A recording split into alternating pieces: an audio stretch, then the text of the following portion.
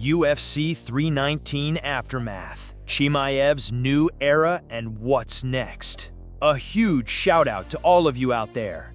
After a massive event like UFC 319, it's tradition to break down the aftermath. And while we've got a lot to cover, we're gonna try and run through this in a quick-fire blitz format. Hope you guys are ready, because it's gonna be a good one. Grab a snack, settle in, and let's get into it. Let's go! First up, let's dive into the brand new UFC rankings that just dropped. And right away, we've got a major shakeup in the men's pound-for-pound list. Chimaev, who is sitting at number 14, skyrockets all the way to number 4. A massive 10-spot jump. He crashes the top 5 of the baddest men on the planet, regardless of weight class.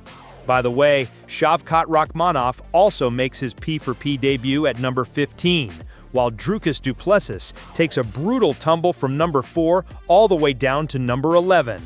So Chimaev is now sitting at the top among the champs, with only Topuria, Makhachev, and Valishvili ahead of him. Now, is it fair that he jumped over some seriously tough guys? I'm talking about Alexander Pantoja. Look, you decide for yourselves, but it feels like Pantoja got a little screwed over, probably because of his weight class. Let's be real here. Look at his number of title fights, his number of title wins. That's 5 victories in championship fights. That is a huge number. And that's not even mentioning that he's completely cleaned out his division. But Khamzat leapfrogs him, and honestly, it's not surprising. Just a couple of days ago, Dana White himself said Khamzat could become the biggest star in the history of MMA.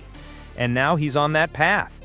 He became the champion last weekend with an unbelievably dominant performance. Maybe not the most spectacular in terms of action, but it's rare to see someone win a belt and make their opponent look, well, honestly, you almost felt sorry for him. Dricus had maybe 30 seconds of success in 25 minutes. All right, let's breeze through the divisions. In the flyweight division, Tim Elliott climbs a bit. At featherweight, Lerone Murphy gets a +2 boost. The undefeated Murphy is now the number 4 ranked contender and could be next in line for a title shot. Over at lightweight, Paddy Pimblett moves up 2 spots, and Mauricio Ruffy is now ranked. They've put Paddy at number 7, which begs the question, are they setting him up for a title run? Who knows?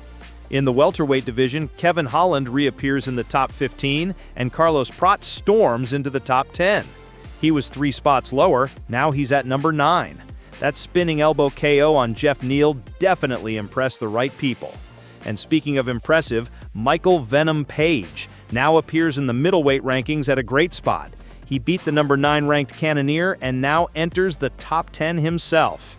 And at the top, Chimaev's win shuffled the deck. He's the champ, du Plessis is the number 1 contender, Imavov is number 2, and Strickland is number 3. Okay, that's enough with the rankings. Let's get back to UFC 319 and talk about the fighters' futures.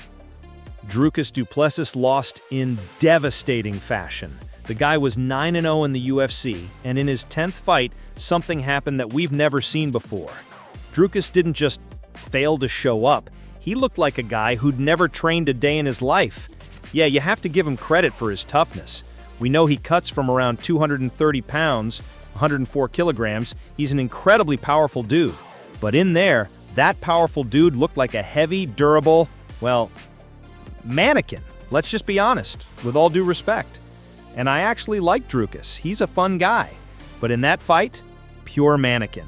You can praise him for not getting finished, for defending his neck, for surviving the crucifix, which is incredibly hard to do, and for trying to do something in the final seconds. But man, it's tough to praise that performance.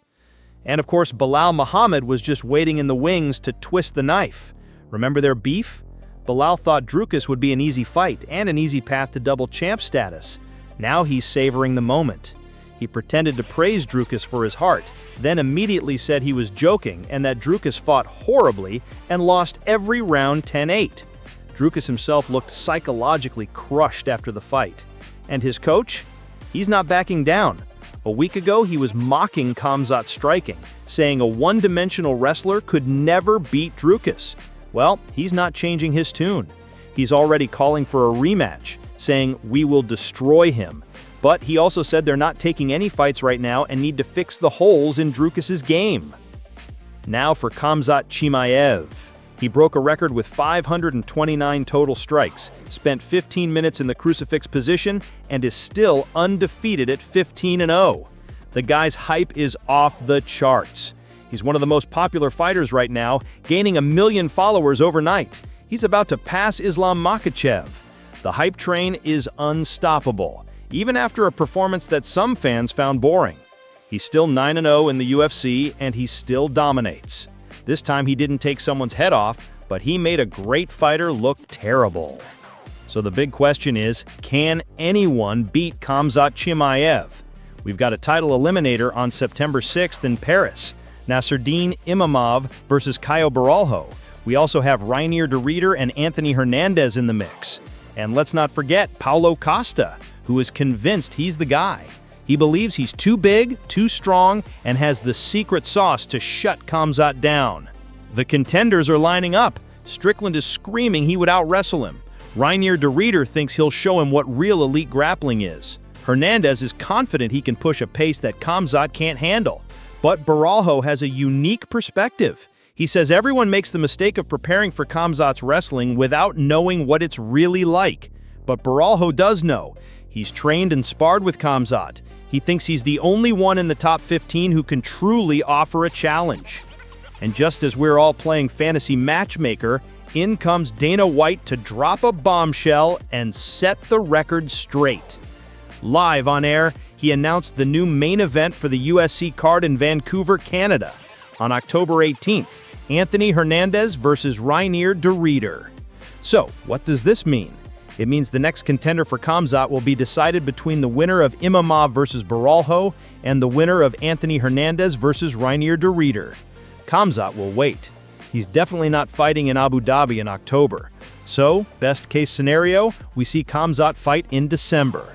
Realistically, it might be next year. Lightning round, quick hits.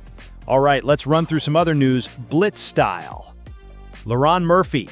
He storms into the top 5 and he's in a prime position for a title shot. Even former champ Alex Volkanovski said it would be fair if Murphy got the next shot. Dana White agrees and is looking at Murphy versus Volkanovski in December. After that walk-off KO, a 9-0 UFC record? Yeah, he's earned it. Carlos Prats. He's back with another highlight reel KO and is ready to fight, party, and live it up. He's already called for a spot on the Rio de Janeiro card on October 11th. And he's got a dance partner. Michael MVP wants the fight. This could be absolute fireworks. Frankie Edgar. This one hurts, folks. The legend is coming out of retirement at 43 to compete in bare-knuckle fighting. He's on a 3-fight KO Moss streak. This just feels like a mistake. He'll be facing another UFC vet, Jimmy Rivera. John Jones versus Dana White. The public beef continues. Dana keeps trashing John, saying there's a 1 in a billion chance he fights again. John's taking it in stride, saying, "That's all the chance I need." Francis Ngannou, the PFL boss, publicly called him out for not showing up to the PFL Africa events.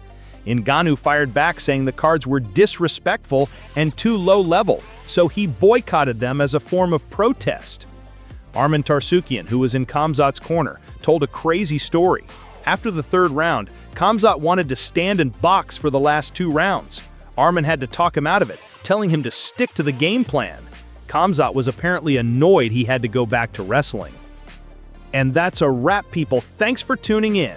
If you enjoyed the breakdown, smash that like button.